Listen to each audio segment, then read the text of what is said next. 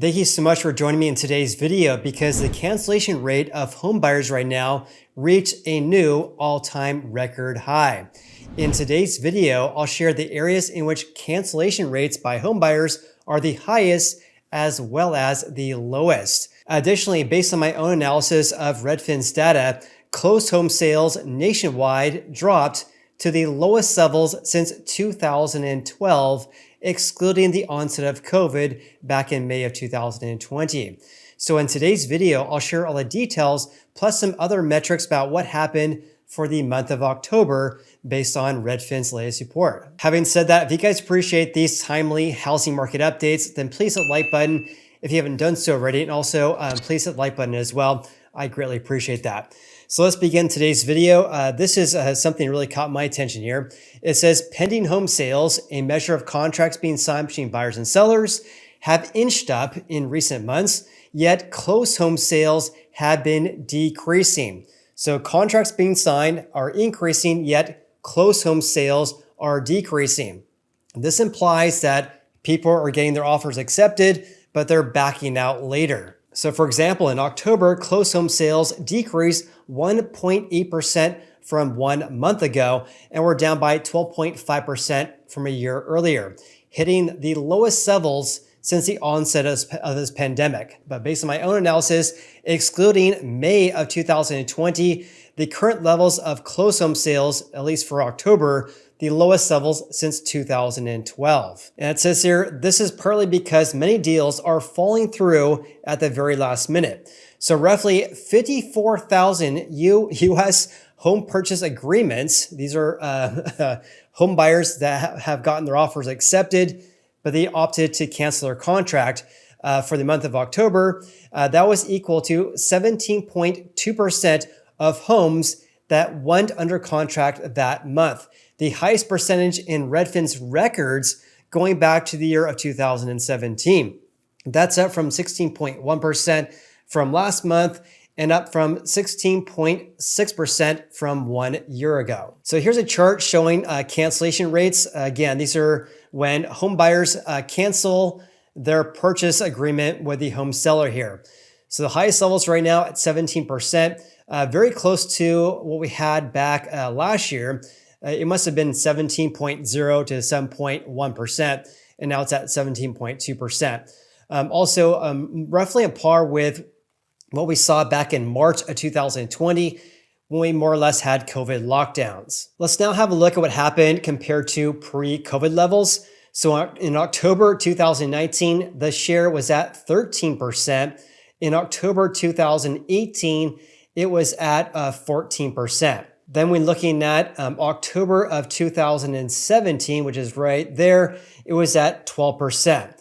So all-time record highs, but also much higher compared to pre-COVID levels as well. Redfin also notes here that these houses that fell out of contract in October didn't necessarily get their offer accepted in October, because if you cancel your contract in, let's say, the end of October, you could have gotten their offer accepted in late September, for example. In any case, as I mentioned right here, there could be a variety of reasons why buyers cancel their contracts. This could be due to the fact that they just got cold feet. They have worries about, is their home value going to decrease in the months ahead? Or they could be negotiating with the home seller regarding requests for repairs. And therefore, because the seller didn't agree to the request for repairs, maybe they decide to back out. So there could be a variety of reasons why home buyers are backing out right now. And this Redfin from Tampa actually said it very well here. She says, buyers want turnkey houses because everything is so expensive right now. Whereas in 2021 and 2022, they felt lucky to get any house. That was because back then we had very, very low levels, near record low levels in the number of houses for sale. And because there was extreme buyer competition, and because of all these multiple offers being received, it was very challenging to get your offer accepted. So if you did get your offer accepted, it was almost like hitting a lottery. Whereas this year, there's a lot of headwinds that home buyers are facing right now, and demand is down greatly. And because of this, buyers may be a little bit more careful in the house that they choose, and also a little bit more careful in making that final decision to purchase a house if they're actually in contract to buy a house. In any case, Redfin really provided a really good table here showing cancellation rates this October compared to the previous month in September, and also compared to 12 months ago. This is for the 50 most populous US metros. So leading the nation with the highest cancellation rate is actually in Jacksonville, Florida at 25.3%, higher compared to September, but still lower compared to 1 year ago at 30.2%. After that was Atlanta, Georgia, Orlando, Florida, Fort Worth, Texas, and Fort Lauderdale. Also, here's a look at the highest percentages from 1 year ago. Again, Jacksonville, Florida was at 30.2%, also the number one spot from 1 year ago. And then we had Atlanta, Tampa, Orlando, San Antonio, Texas, and Phoenix, Arizona. Phoenix is at 24%, or it was at 24%. Now they're at 20.5%. In contrast, here are the areas that have the lowest cancellation rates for the month of October here. San Francisco, the lowest share at 6.1%, roughly on par with last year's levels, but a little bit higher compared to the previous month. After that was Nassau County, I'm not sure how you pronounce that, at 6.6%.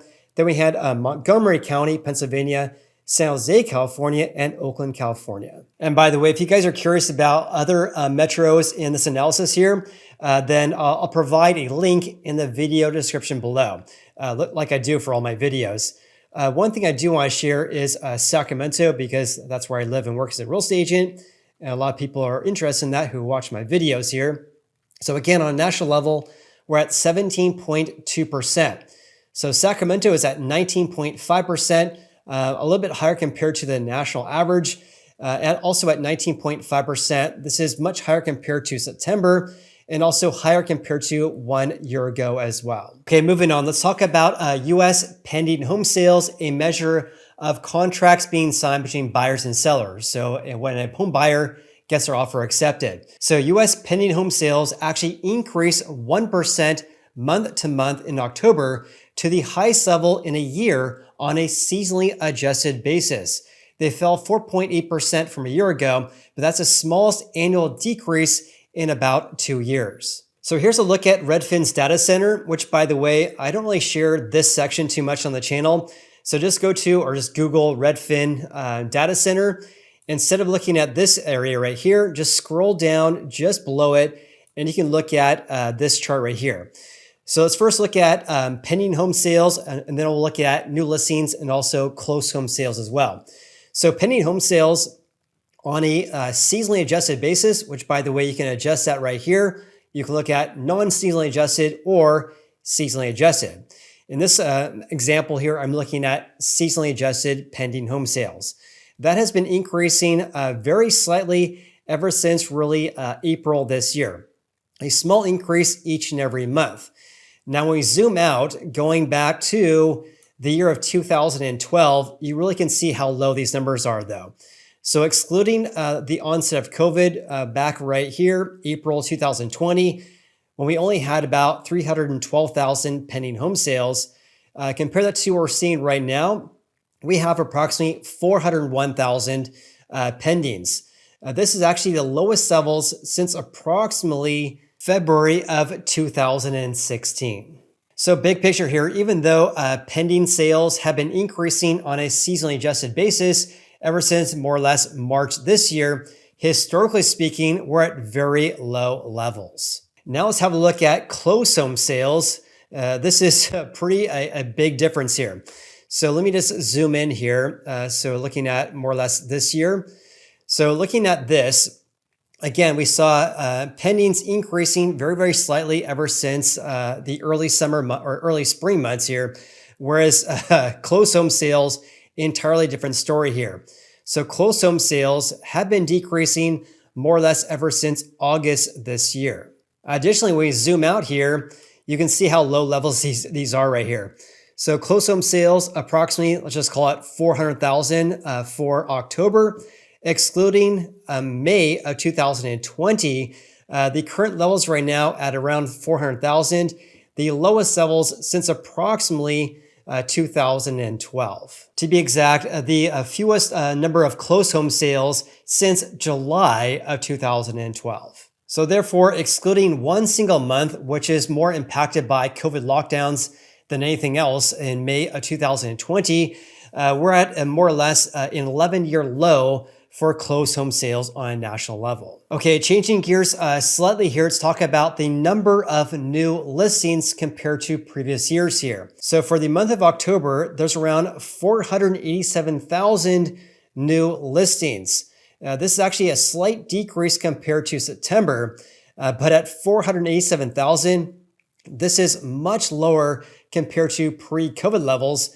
So for example, back in October of 2019, around 611,000 new listings. This means this October, we had 124,000 fewer new listings compared to pre-COVID levels. In other words, a decline of about 20% compared to October of 2019. Let's also zoom out over the past several years, going back to January of 2012, because you can really see this huge pullback in newly listed houses for sale.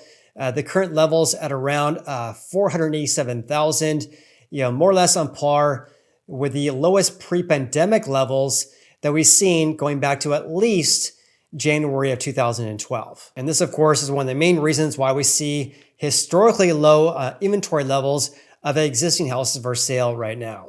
Redfin also provided a snapshot looking at what's happened for the month of October for other metrics as well here. So the median sold price this October was just under $414,000, a slight increase of 0.5% from September and an increase of 3.5% year over year. Again, pending home sales saw a slight increase when we have a seasonal adjustment here. Home sales are down by 1.8% month to month and down by 12.5% year over year. Again, the lowest levels since approximately 2012 when excluding COVID lockdowns. New listings saw a decrease and also were down compared to 1 year ago as well. Active listings, I believe this number right here of 1.4 million active listings includes houses actually for sale, but also pending home sales as well, because this number is much higher compared to Realtor.com and also AltosResearch.com. Also worth noting here, a very unusual increase because inventory levels tend to peak in the late summer months, but we're in October here. We're still seeing an increase compared to the previous month. Also, the month supply is still sitting at very low levels at 2.7 months. That's virtually flat compared to last month and also from 1 year ago. Days in the market's at 34 days. This means it's taking approximately 34 days to get an offer accepted when you get your house listed for sale. That is, again, more or less flat as well.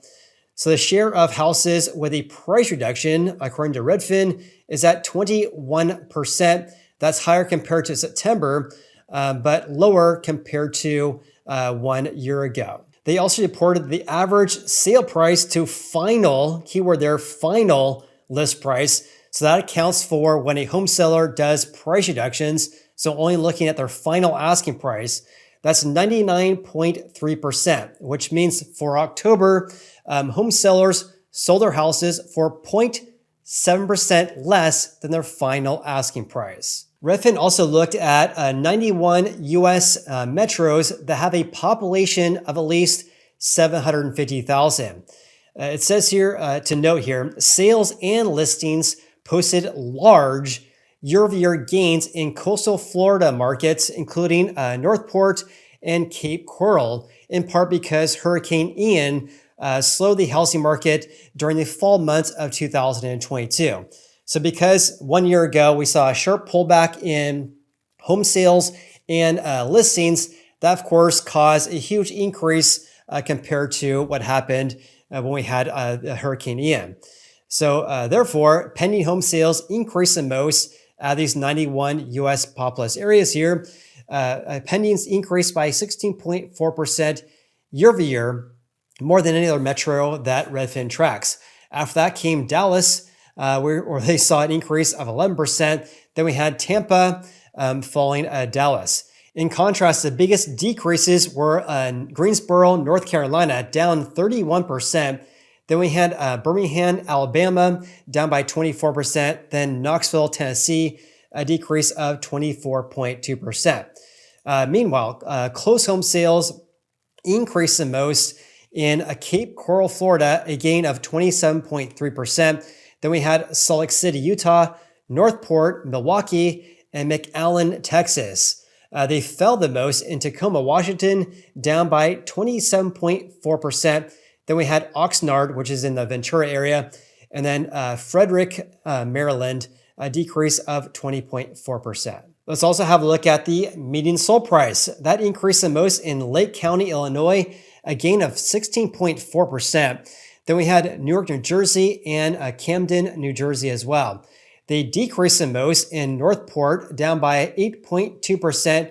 And then we had Austin, Texas, and Honolulu, rounding out the top three. New listings increased the most in Cape Coral, Florida, a giant increase of 77.3%.